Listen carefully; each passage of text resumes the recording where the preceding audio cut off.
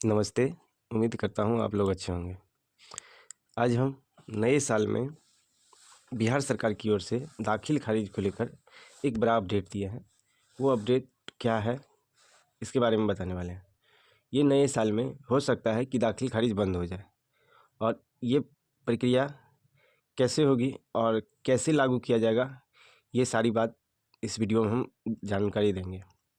तो ये हो सकता है कि दाखिल खारिज प्रक्रिया अब बंद कर दिया जाए, और आखिरकार तो ये जमाबंदी में स्थानांतरण किस प्रकार होगा, ये भी पूरा अपडेट बताएंगे। तो चलिए हम आपको बताते हैं।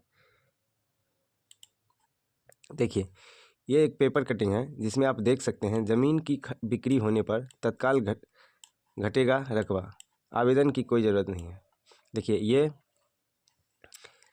अब निबंधन कार्यालय में ज़मीन की खरीद बिक्री होगी, उसी समय निबंधन कार्यालय से ही आपको जमाबंदी में रकबा घटने और बढ़ने का प्रक्रिया वहीं से अप्लाई हो जाएगा। साथ ही आप आगे देख सकते हैं। देखिए, राज्य में ज़मीन की खरीद बिक्री होने पर अब विक्रेता के हिस्से का रकबा तत्काल घटेगा। जमाबंदी के लिए खरीदार को अंचल से अंचल जाने की आवश्यकता नहीं होगी, ज़रूरत नहीं होगी। ज़मीन की रजिस्ट्री होते ही जमाबंदी के लिए ऑनलाइन आवेदन अंचल कार्यालय को जाएगा। ये वहीं से चला जाएगा, रजिस्ट्री ऑफिस से ही, निबंधन कार्यालय से ही। यहाँ विक्रेता के रकबा को घटाकर नई जमाबंदी कायम की जाएगी। खरीदार निबंधन कार्यालय या अंचल कार्यालय कहीं से भी जमाबंदी जो कागज़ होंगे वो प्राप्त कर सकते हैं। देखिए, मध्य प्रदेश, उत्तर प्रदेश, मध्य प्रदेश में इस तरह की प्रक्रिया पहले से चल रही है, और बिहार में अब 2 विभागों के समन्वय में व्यवस्था लागू किया जा रहा है। इसके लिए मद्य निषेध विभाग, उत्पाद एवं प्रबंधन निबंधन विभाग, राजस्व एवं भूमि सुधार विभाग के सॉफ्टवेयर को जोड़ा जा रहा है।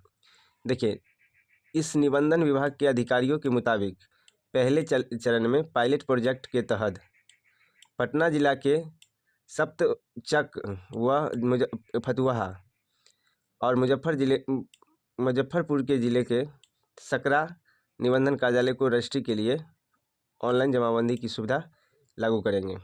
ये पायलट प्रोजेक्ट के तहत ये फर्स्ट राउंड में किया जाएगा, और व्यवस्था सही रहा तो इसे आगे भी किया जाएगा। देखिए, अंचल कार्यालय में रिकॉर्ड दुरुस्त नहीं है, उस स्थिति में खाते की संयुक्त खाता है जो जमाबंदी संयुक्त है, जमाबंदी में प्लॉट या रकबा या नाम में कोई त्रुटि है, रकबा शून्य दिखा रहा है, जमाबंदी में नाम गलत है, ऐसे में ऐसी समस्या वाली ज़मीन को खरीद बिक्री होने पर निबंधन कार्यालय से रजिस्टर्ड डीड के साथ आवेदन देने पर जमाबंदी में सुधार करने के लिए विक्रेता को अंचल कार्यालय से नोटिस जाएगा, और उस नोटिस के हिसाब से उसे पेपर देना होगा।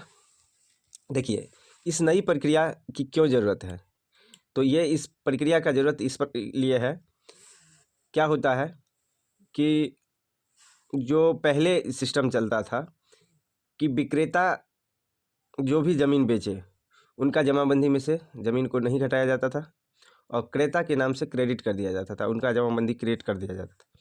इससे परेशानी क्या होती थी कि विक्रेता जो हैं उनके पास जो भी संपत्ति है वो दोबारा बेच लेता था, तिबारा बेच लेता था। इससे भूमि विवाद काफ़ी बढ़ रहा था। इसको देखते हुए सरकार बहुत ही अच्छा सोच लाए हैं। अगर ऐसा हो जाएगा तो ऐसे मानिए कि अगर उसके पास 10 कट्ठा ज़मीन है और वो तत्क्षण बेचता है, तो उसी समय उनका 2 कट्ठा अगर बेचता है तो 2 कट्ठा बिकने के बाद वहाँ दिखेगा कि ये 8 कट्ठा ही इनका ज़मीन बचा हुआ है। तो ऐसे में वो एक्स्ट्रा बेच ही नहीं पाएगा। और इससे पहले क्या होता था कि रजिस्ट्री होने के उपरांत यहाँ दाखिल खारिज होकर इस प्रक्रिया को किया जाता था, तो उसमें समय लगता था, और ऐसा कई जगह पाया गया है कि विक्रेता के नाम से जमाबंदी को नहीं घटाकर स्वतः क्रेता के नाम से जमाबंदी बना दिया जाता था, जिससे भूमि विवाद काफ़ी परेशानी हो रही थी। और ये आने के बाद बहुत ही सुविधा हो जाएगा, और सबसे बड़ा फायदा इस काम को करने से भूमि विवाद खत्म होंगे। और भूमि विवाद प्रत्येक विवाद का जड़ होता है, और इस विवाद से पूरा बिहार में पूरा समस्या का खत्म होगा।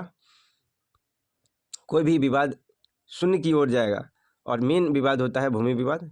तो उम्मीद करता हूँ ये इन्फॉर्मेशन आपके लोगों के लिए अच्छा हुआ होगा। अगर अच्छा हुआ होगा तो लाइक सब्सक्राइब कर दीजिएगा, बेल आइकन को दबा दीजिएगा, ताकि कोई भी अपडेट रहेगा तो आप लोगों तक ससमय पहुँच जा सकेगा।